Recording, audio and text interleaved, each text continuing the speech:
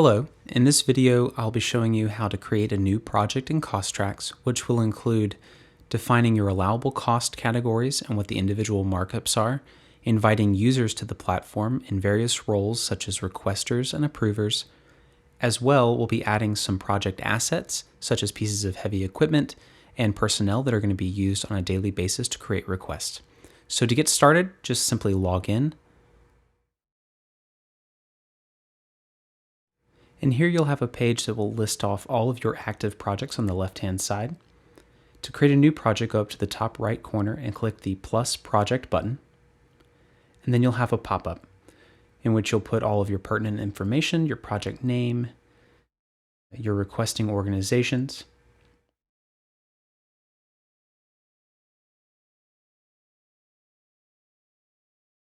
You can choose whether it's a prime or a sub.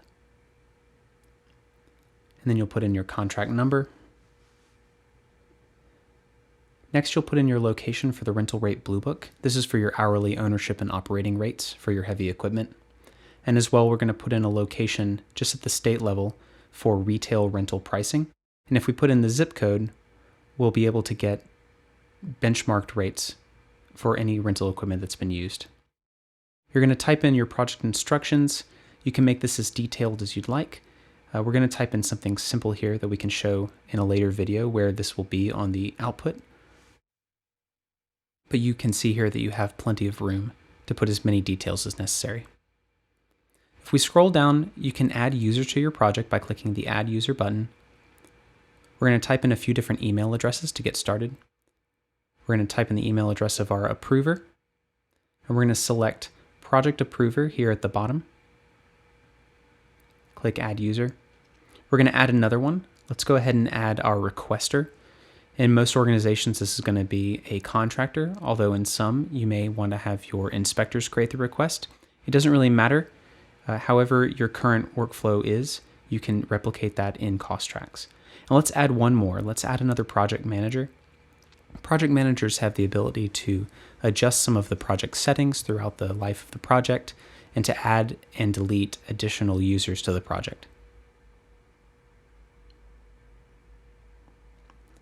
You can see we have all of our users listed on the left-hand side as well as their roles. And if you click the pencil icon, you can edit their roles and you can delete them with the little trash can on the right-hand side. If we scroll down, we get to our allowable cost categories. Each of these categories can be toggled on or off depending on whether or not you're going to reimburse for them. As well, you can adjust the individual markups for each category. We have active equipment, standby equipment, rental, labor, materials, professional services, and other category. If you're not going to compensate for something by toggling it off, that means not only will they not submit request for that category, but also it'll clean up the interface a little bit for you.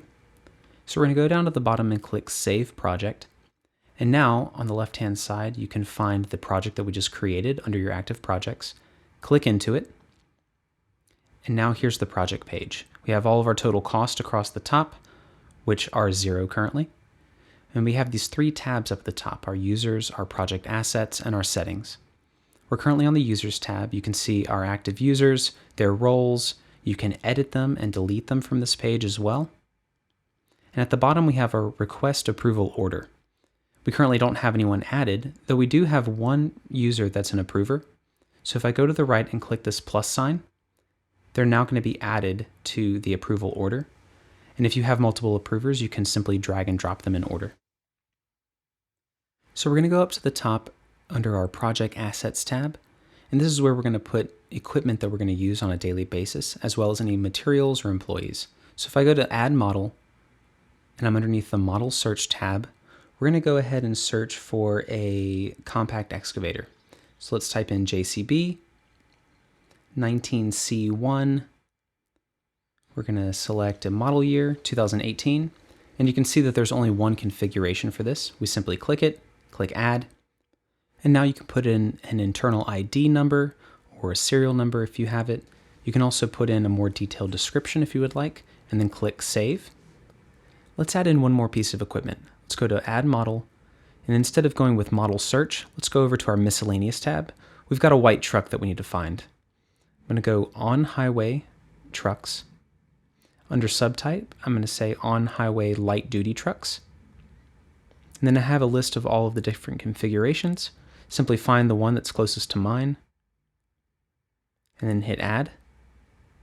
And again, you can put in your internal ID, a serial number, and then any description that you need. Hit save. And now we're going to do the same process with employees. I go down to add employee, and I have a line here. I'm going to type in their name, their trade, and then both their hourly rate and any fringe benefits they have, and click the check mark to save. Let's add one more. And this is a process that you only have to do once at the beginning of your project, or you can do it on your first request if you would like the contractor to put it in. This will save time in the long run because these employees and pieces of equipment are going to be selected from drop-down lists rather than being inputted every single time you have a daily request. You can use the same process to put in saved materials, either at the project level, or you can have your contractor put them in on a daily basis. If you come up here to your Settings tab, you can see the information that we put in whenever we were setting up our project. And some of it you can edit, basic information.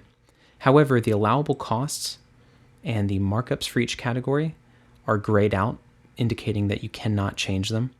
We want to make sure that nothing as important as a markup value is accidentally changed during the course of your project, ensuring compliance with your project specs.